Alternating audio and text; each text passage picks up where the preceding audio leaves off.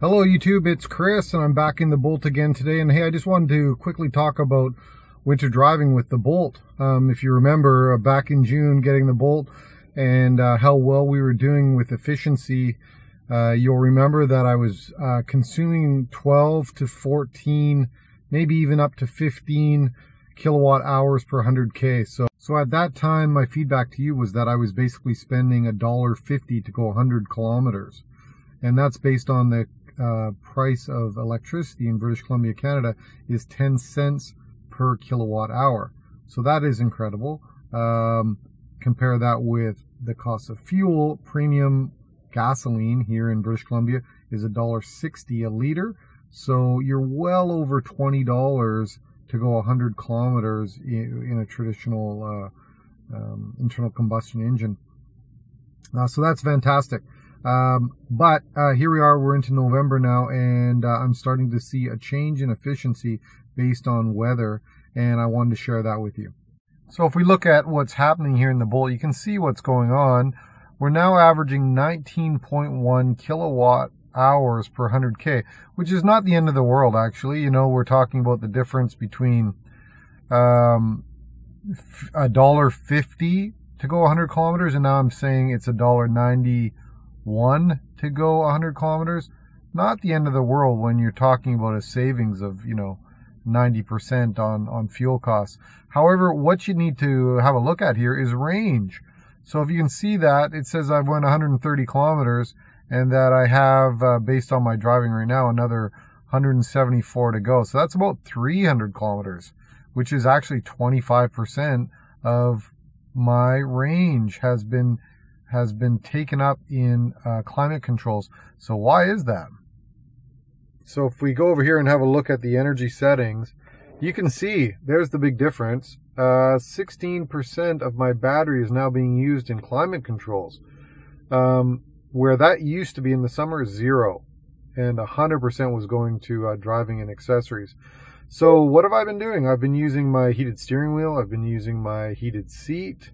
And that's actually what the manual says too. They say that your biggest power consumption is the actual heater or AC, because that's to blow air all over the cabin of the car. So they say instead use your heated seats.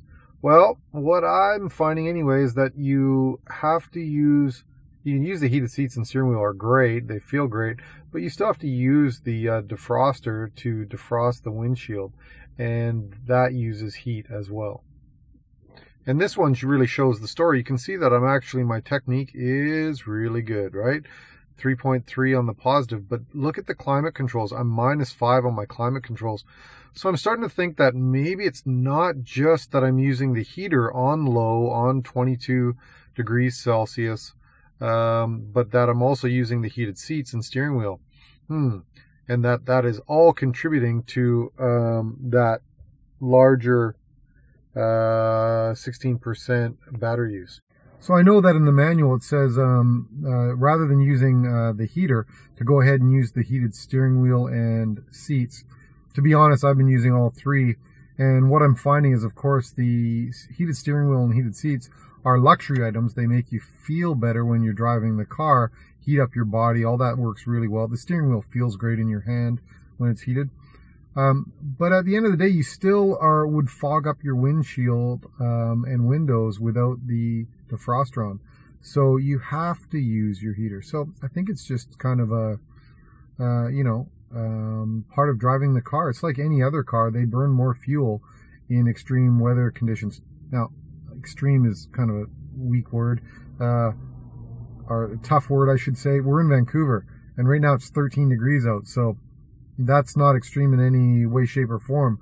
But it has been as low as 3 degrees, and that's when I see the changes in use with the climate controls. So anyway, I just thought I'd show you that. So that's important, because I think somebody messaged me earlier in the year and they said, hey, realistically, Chris, how long can you go on the highway on that car? Can you really, average 300 kilometers?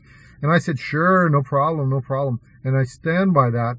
But I'm going to say, boy, if you're in like Edmonton and you're trying to get 300 kilometers out of a charge and you're going to bomb down the highway at 120 kilometers an hour, that's going to be tough. You may not make that. So if anybody out there can help me with getting my climate settings down closer to 0 where they were, please message me.